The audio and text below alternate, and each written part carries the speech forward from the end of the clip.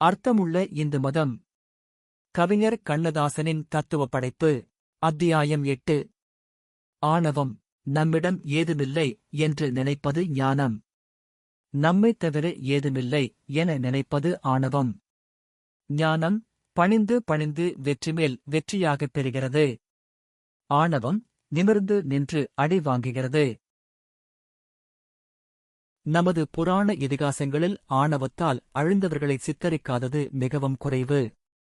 ராமகாதையில் ராவணன், பாரதத்தில் துரியோதனன், இரணியன், கண்ணனால் கொல்லப்பட்ட நரகாசுரன், கந்தனால் கொல்லப்பட்ட சூரபத்மன் மற்றும் பத்மாசுரன் இவர்களெல்லாம் ஆணவத்தின் அடையாளச் சின்னங்கள். இவர்களுடைய முடிவு கொடுமையானதைக் காட்டி இந்து மதம் ஆணவக்காரர்களை எச்சரிக்கிறது. நான் என்னும் எண்ணம் ஒருவனுக்கு தோன்றுகின்றென்றால் அவன் தோல்விகளை சந்திக்க தயாராகிக் கொண்டிருக்கின்றான் என்று பொருள். அறிவு குறைவானவர்களுக்கே ஆணவம் வருகிறது. நிறை குடங்களுக்கு அது வருவதில்லை. வெற்றி மயக்கம் ஏற ஏற அறிவு தடுமாறி முட்டாள்தனமான தைரியம் தோன்றி எல்லாம் நாமே என்ற எண்ணம் பிறந்து தடுமாறிக் காரியம் செய்யத் தொடங்கியதும் ஒவ்வொரு தோல்வியாக தொடர்ந்து வந்து ஆணவக்காரனை கூனிக் குறுகச் செய்கின்றன. எனக்குத் தெரிந்து ஒரு நண்பர், நீண்ட கால நண்பர். ஆரம்பத்தில் மிகுந்த சிரமப்பட்டுக் கொண்டிருந்தார். அந்தச் சிரமத்தோடு கடன் வாங்கி ஒரு படம் எடுத்தார். கதை, வசனம், டைரக்ஷன் எல்லாம் அவரே. படம் ஓகோ என்று ஓடிற்று. வெற்றி மயக்கத்தில் அவர் நிலை கொள்ளவில்லை. உடனே ஒரே நேரத்தில் 4-5 படங்கள் எடுக்கப் போவதாக விளம்பரம் செய்தார். விநியோகஸ்தர்கள் அவரிடம் வந்து, புதிய படங்களை நாங்கள் வாங்கிக் கொள்கிறோம், யார் யார் நடிக்கிறார்கள் என்று கேட்டார்கள். அதற்கு அவர் கோபமாக, எல்லாம் நானே. என் பெயருக்குத்தான் படமே தவிர நடிப்பவர்களுக்காக அல்ல, இஷ்டமிருந்தால் கையெழுத்து போடுங்கள் என்று மிரட்டினார். நான் ஒருநாள் அவரை சந்தித்த போது, என் ஒவ்வொரு படத்தையும் பாக்ஸ் ஆபீஸ் பண்ணிக் காட்டுகிறேன் என்று என்னிடமே சவால் விட்டார். என்னுடைய படம் என்றால் ஓலையிலே பிரிண்ட் பண்ணினாலும் ஓடும் என்று சொன்னார். பெரிய பெரிய கோவில்களுக்கெல்லாம் வேண்டிக் கொண்டும் அவரது அடுத்த படம் படுதோல்வியடைந்தது. 3வது படமும் படுதோல்வி. கடன்காரரானார், கஷ்டப்படுகிறார். தன்னை தேடி வந்தவர்களிடம் ஆணவத்தோடு நடந்து கொண்ட அவர் தினமும் அவர்களை தேடி நடக்கிறார்.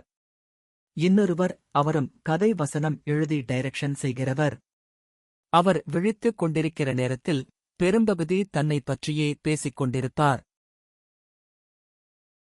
நீங்கள் அவரோடு பேசப் போனால் நீங்களும் அவரைப் பற்றியே பேசினால்தான் அவர் உங்களோடு பேசுவார். வசனத்திலே வல்லினம் மெல்லினம் இருக்காது.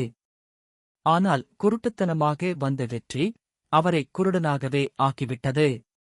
இதுவரை ஆணவக்காரர்கள் எப்படி அவதிப்பட்டார்களோ அப்படிப்பட்ட அவதிக்கு அவரும் தயாராகிக் கொண்டிருக்கின்றார். மனிதன் உடம்பு மிகவும் பலவீனமானது. அதில் ஒரு நரம்பைத் தட்டினால் பல நரம்புகளிலும் சங்கீதம் கேட்கிறது. ஒரு வெற்றி கண்ணுக்கு தெரிந்துவிட்டால் வரப்போவதெல்லாம் வெற்றியே என்ற திமிர் வருகிறது. அந்தத் திமிர் யாரையும் அலட்சியப்படுத்தச் சொல்கிறது. அடி பலமாக விழுந்ததும் திமிர் தானாக அடங்கிப் பணிவு எங்கிருந்தோ வந்துவிடுகிறது.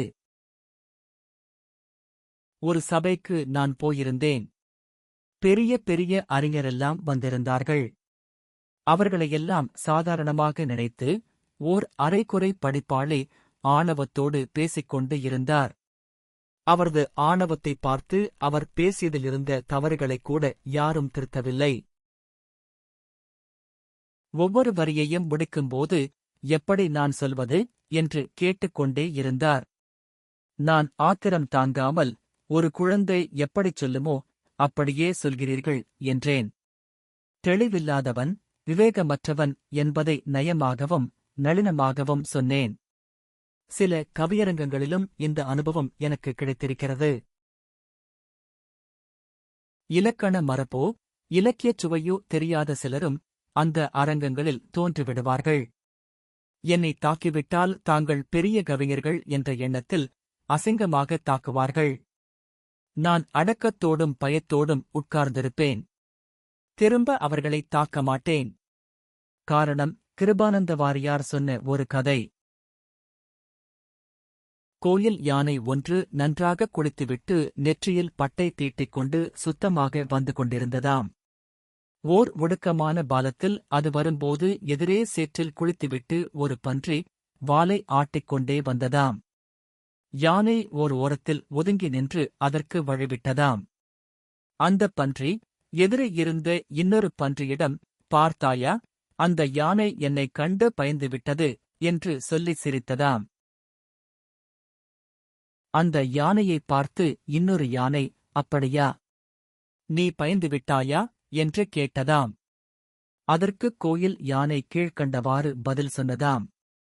நான் சுத்தமாக இருக்கிறேன். பன்றியின் சேறு என் மேல் விழுந்துவிடக் கூடாதே என்று ஒதுங்கினேன். நான் ஏறி மிதித்தால் அது துவம்சமாகிவிடும், ஆனால் என் கால் அல்லவா சேராகிவிடும். இந்தக் கதையின்படி சிறியவர்களின் ஆணவத்தைக் கண்டு நான் அடக்கத்தோடு ஒதுங்கிவிடுவது வழக்கம். முன்னேற விரும்புகிற எவனுக்கும் ஆணவம் பெருந்தடை. ஆணவத்தின் மூலம் வெற்றியோ லாபமோ கிடைப்பதில்லை, அடிதான் பலமாக விழுகிறது. தான் பணக்கார வீட்டுப்பெண் என்ற மமதையில் கணவனை அலட்சியப்படுத்தும் மனைவி, தான் மந்திரியாகிவிட்ட போதையில் தொண்டர்களை அலட்சியப்படுத்தும் தலைவன், தான் சொன்ன ஏதோ ஒன்றே ஜனங்கள் ஏற்றுக்கொண்டார்கள் என்பதற்காக தினமும் எதையாவது சொல்லிக் கொண்டிருக்கும் தலைவர்கள், இவர்களெல்லாம் ஒரு கட்டத்தில் அவமானத்தாலும் வெட்கத்தாலும் கூனிக் குறுகிப் போய்விடுகின்றார்கள். எதற்கும் தான் காரணமல்ல, ஏதோ ஒரு சக்திதான் காரணம் என்று எண்ணுகிறவன் ஆணவத்திற்கு அடிமையாவதில்லை. மற்றவர்களுக்கு என்ன தெரியும் என்று நினைப்பவன் சபைகளில் அவமானப்படாமல் தப்பியதில்லை. ஆணவத்தால் அழிந்து போன அரசியல் தலைவர்கள் உண்டு, சினிமா நடிகர்கள் உண்டு, பணக்காரர்கள் உண்டு. அடக்கத்தின் மூலமாகவே தோல்விகளில் இருந்து மீண்டும் வெற்றிகரமாக முன்னேறியவர்கள் பல பேருண்டு. மகாபாரதத்தில் நான் கேட்டிருந்த ஒரு சம்பவம். பரந்தாமன் மஞ்சத்தில் அமைதியாக தூங்கிக் கொண்டிருந்தானாம்.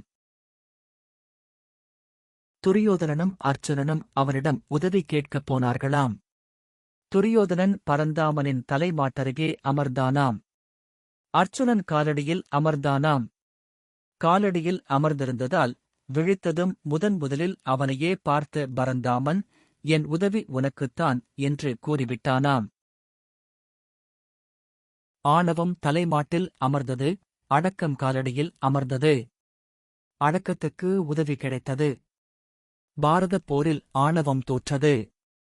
ஆணவத்தோடு நிமிர்ந்து நிற்கும் தென்னை புயற்காற்றில் விழுந்துவிட்டால் மீண்டும் எழுந்து நிற்க முடிவதில்லை.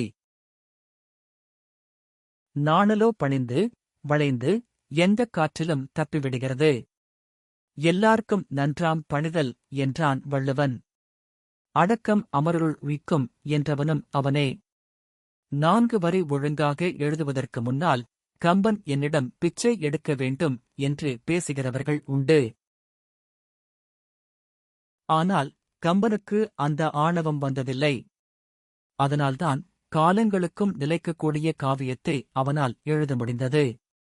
இந்துக்கள் வற்புறுத்தும் பணிவும் அடக்கமும் வாழ்வில் வெற்றியை நோக்கிப் போவதற்கான படிக்கட்டுகளே. இந்தப் பணிவை வங்காளத்து இந்துக்களிடம் அதிகம் காணலாம்.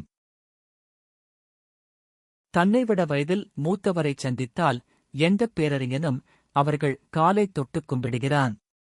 வெறும் வயதுக்கே அந்த மரியாதையைத் தருகிறான்.